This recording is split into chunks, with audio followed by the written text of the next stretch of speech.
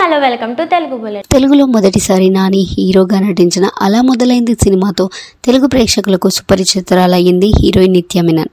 అందంతో కుర్రకారులను బాగానే ఆకట్టుకున్న ఈ ముద్దుగుమ్మ తన టాలెంట్తోనే అవకాశాలను అందుకుంది. కొన్ని చిత్రాల్లో పాటలు కూడా పాడి అలరించింది నిత్య మీనన్. తెలుగులోనే కాకుండా మలయాళం, తమిళం వంటి చిత్రాల్లో కూడా నటించింది. రీసెంట్గా పవన్ కళ్యాణ్ నటించిన భీమ్లా నాయక్ చిత్రంలో కూడా నటించింది. అలాగే ప్రముఖ ఓటీటీ సంస్థ అయిన ఆహాలో ప్రసారం అవుతున్న ఇండియన్ ఐడల్ సింగింగ్ షోలో జడ్జిగా కూడా వ్యవహరిస్తోంది. తాజాగా నిత్య మీనన్ చేసిన కామెంట్లు ఇప్పుడు సోషల్ మీడియాలో తెగ వైరల్ గా మారాయి. ఇండస్ట్రీలో ఇప్పటికి ఎంతో మంది నటీమణులు సైతం కాస్టింగ్ కౌచ్ పై స్పందించడం జరిగింది. చాలా మంది హీరోయిన్స్ మీడియా ముందుకు వచ్చి పలు ఇంటర్వ్యూల్లో కూడా తమకు ఎదురైన చేదు అనుభవాల్ని తెలియజేయడం జరిగింది. తాజాగా హీరోయిన్ నిత్య మీనన్ కూడా కాస్టింగ్ కౌచ్ పైన స్పందించింది. తన పెళ్లి గురించి చాలా వార్తలు వినిపిస్తున్న తరుణంలో ఈ వార్తలపైన కూడా స్పందించింది. కాస్టింగ్ కౌచ్ పైన స్పందిస్తూ కామందులు అన్ని రంగాల్లో కూడా ఉన్నారు.